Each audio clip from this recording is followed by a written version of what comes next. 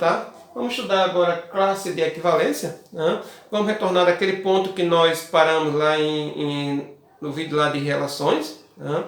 Que nós damos exemplo aqui da construção dos números racionais, né?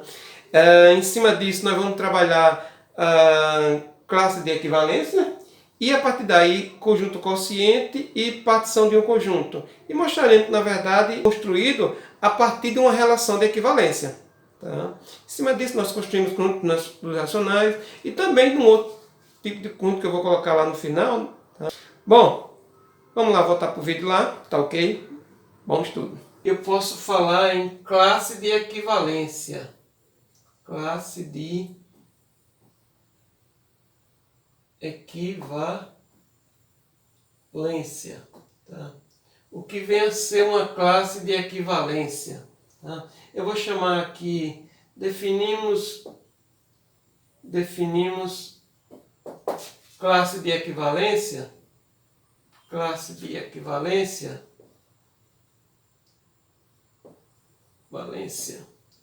como sendo um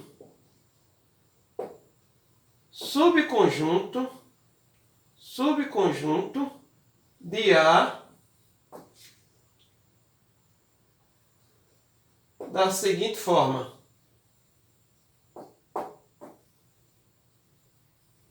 Então, para a classe de equivalência, eu vou ter que ter meu representante que defina quem é esse subconjunto.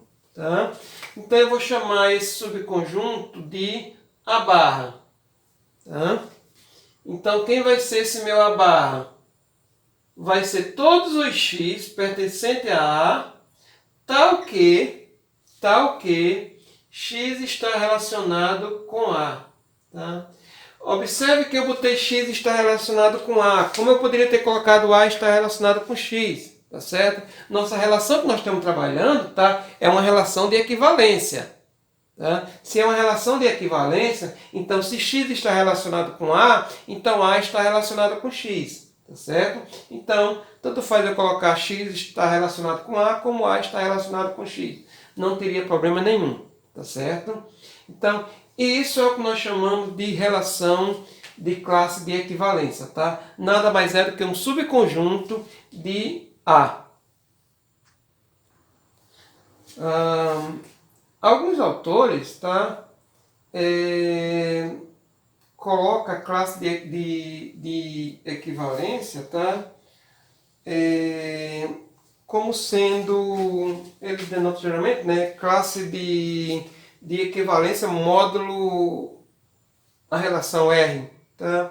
Eu não vou denotar nesse momento módulo R, tá? Mas boa parte dos autores coloca a classe de equivalência módulo R, até porque para evidenciar qual a relação que você está trabalhando, tá? Mas nossas considerações que não colocar aqui, sempre a classe de equivalência vai estar associado a uma relação, tá? Então não tem para que estar usando o tempo todo módulo R, porque quando está sempre tendo a nossa classe, tá?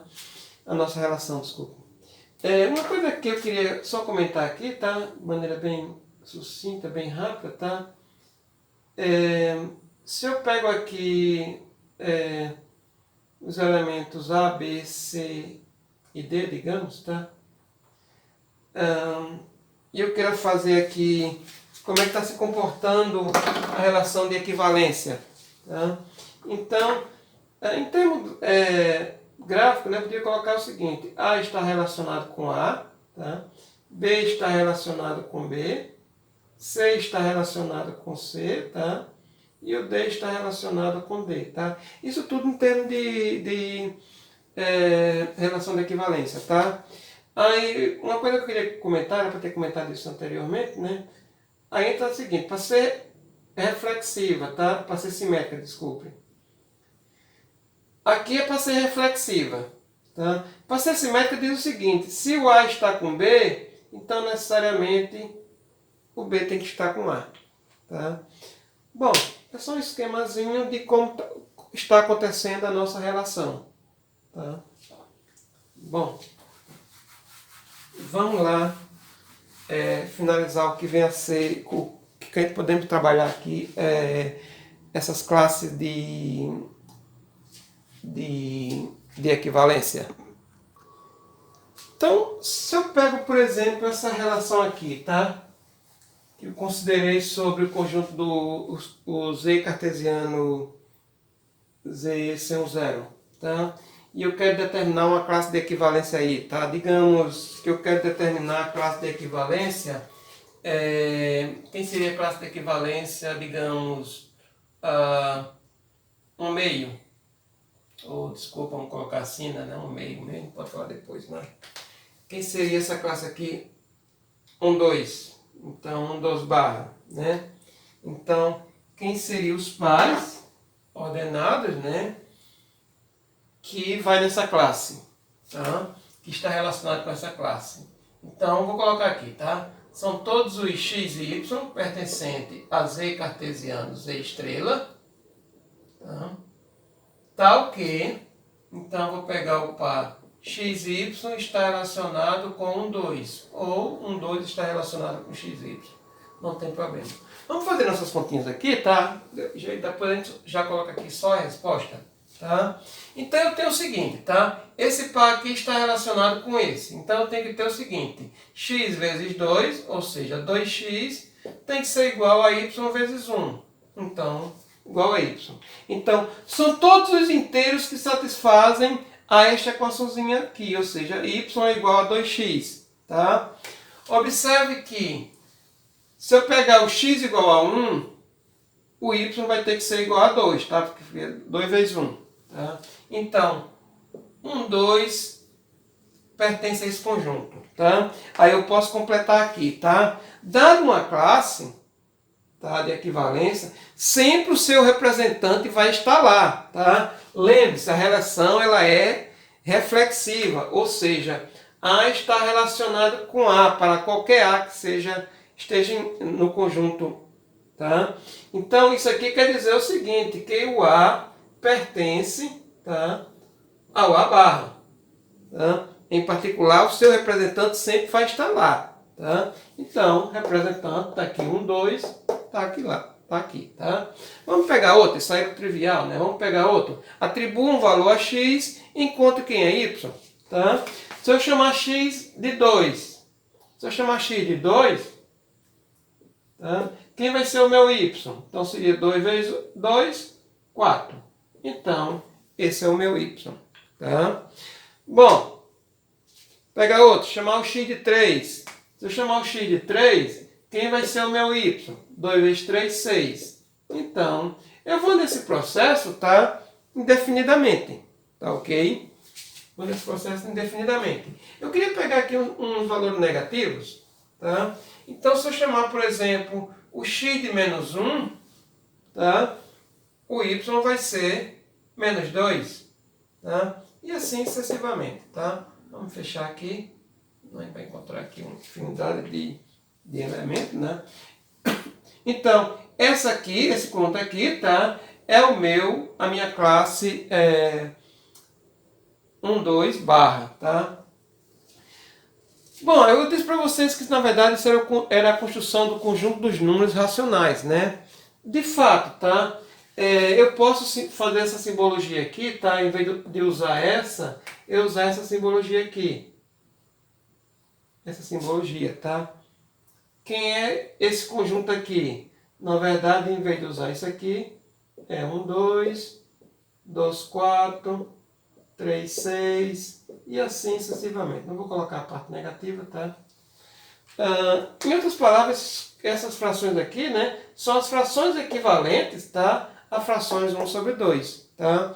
Então, essa relação de equivalência, na verdade, ela é a construção do conjunto dos números racionais, tá? Bom, só nós interpretarmos, tá, isso aqui como sendo uma fração, tá? Observe que uma fração não seria apenas um númerozinho 0,5, por exemplo, no caso aí, né? Seria um conjunto de frações, tá? Equivalente àquela fração original, tá? Uma outra coisa que eu queria comentar, tá? Como a relação é simétrica, tá?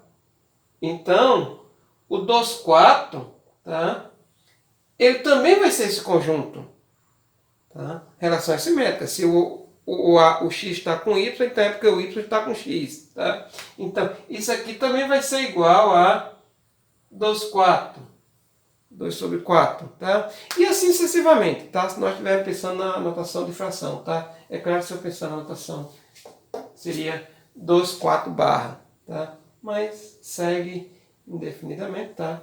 Sem problema nenhum. Bom, essa seria a construção do corpo dos números racionais, tá? É claro que eu precisaria definir o que é uma operação e por aí por diante, tá? Não é o caso do nosso intuito agora, não, tá? Lá na frente a gente pode ver isso, ok? Vamos definir agora o que vem a ser conjunto quociente. Tá? Então, vamos lá. Definição. Conjunto quociente. Definimos conjunto quociente. Definimos conjunto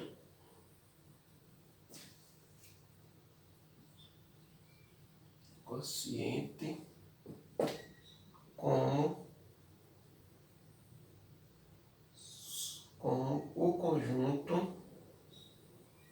o conjunto constituído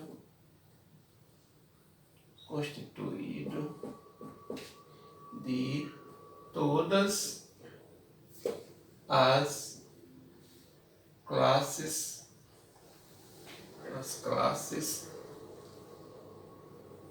de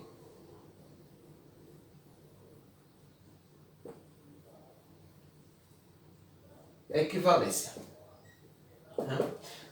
Em termos de notação, vamos colocar isso aqui, tá? Bom, lembrando que nós já temos a nossa relação, tá? Que nós estamos adotando como R, né? Então, vamos colocar o conjunto que nós estamos considerando é o conjunto A, né? Então, a notação será essa, tá? Vamos chamar A cortado por R, né? Então, vai ser o quê? Vai ser constituído de todos os x barra, tá? Tal que x seja um elemento do conjunto A. Tá?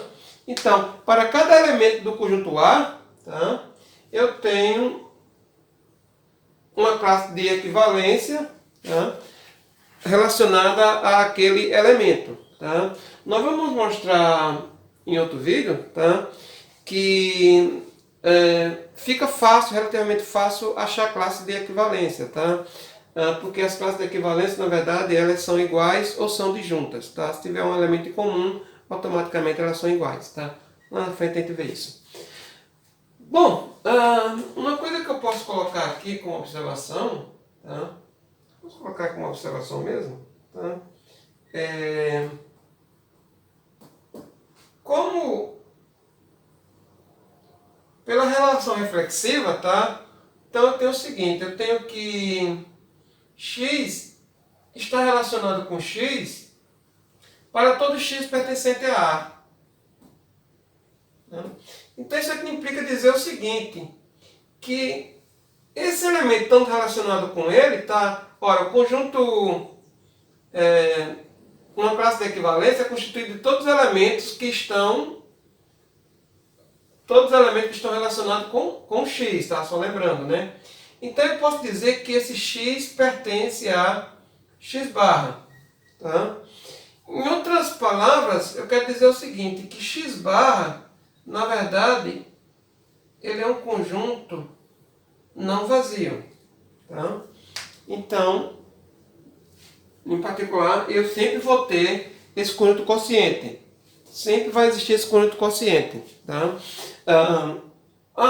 Pode ser constituído apenas de um elemento? Sim, pode ser constituído apenas de um elemento, mas será um elemento desse conjunto. Lembre, isso aqui é um conjunto de conjuntos, tá? Já que isso aqui nada mais é do que um conjunto. Né?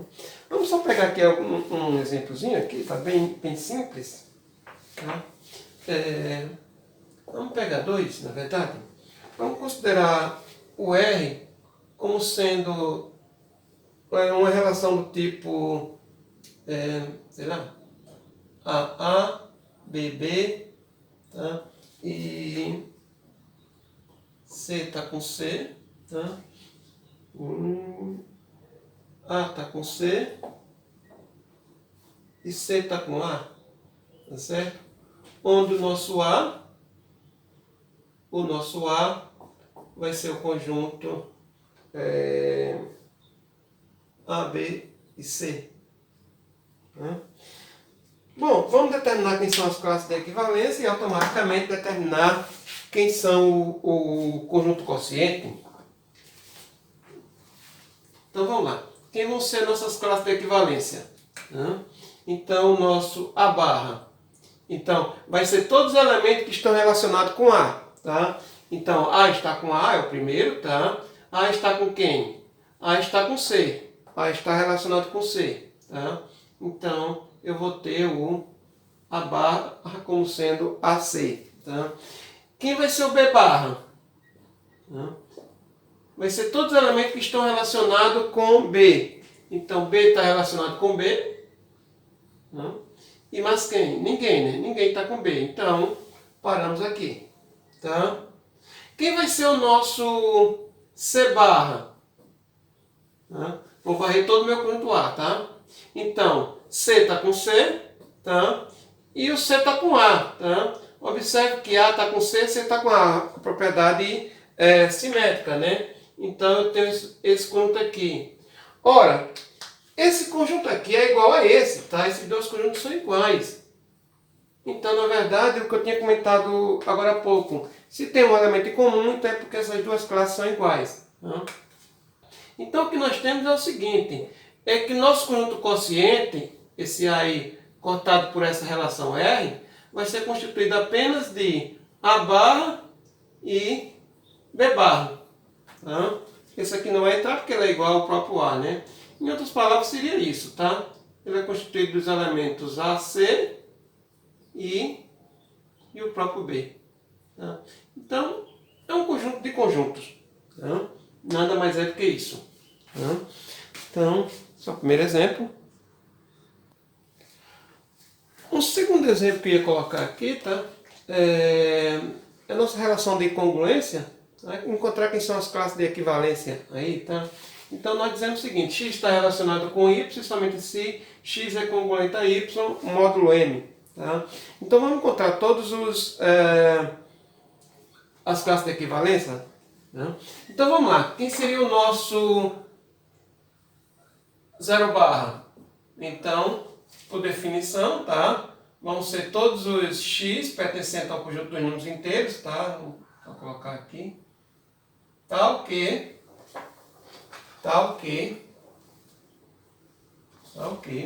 x é congruente a zero módulo m. Ora, mas dizer que x é congruente a zero módulo m é dizer que m divide x menos zero, ou seja, m divide x. Se m divide x, na verdade m é um múltiplo de x. Zero é um múltiplo de m. Né? O que a gente está procurando é o seguinte, quais são todos os elementos... Desculpe, zero é um múltiplo de m? Não, zero é um múltiplo de m, tudo bem. X é um múltiplo de m. Tá? Mas quem são os múltiplos de m? Então, como é que ficaria o nosso conjunto? Nosso conjunto seria constituído de todos os x, tá? Todos os x pertencentes aos inteiros, tal que x é da forma m vezes alguma coisa. Tá? Onde esse alguma coisa, só lembrando, é um número inteiro. Tá? É um número inteiro. Tá? Bom, em termos de número, quem seria? Então, vou pegar aqui só zero, né? Seria o primeiro. Tá? Então, mais ou menos m. Tá? Mais ou menos 2m. E assim sucessivamente. Tá? Peguei módulo m, podia ter pegado módulo 2, módulo 3, assim por diante. Tá? Mas, então, esse aqui seria o meu zero barra. Tá? Observe que se eu fizer para o m, tá? Vai continuar sendo a mesma coisa. Tá? Se eu fizer para o m, vai continuar dando esse conjunto zero barra. Para o 2m, do mesmo jeito, vai continuar dando conjunto zero barra. Tá? Bom, quem vai ser o nosso 1 barra? Então vai ser todos os x pertencentes ao conjunto dos números inteiros, tal que x é congruente a 1,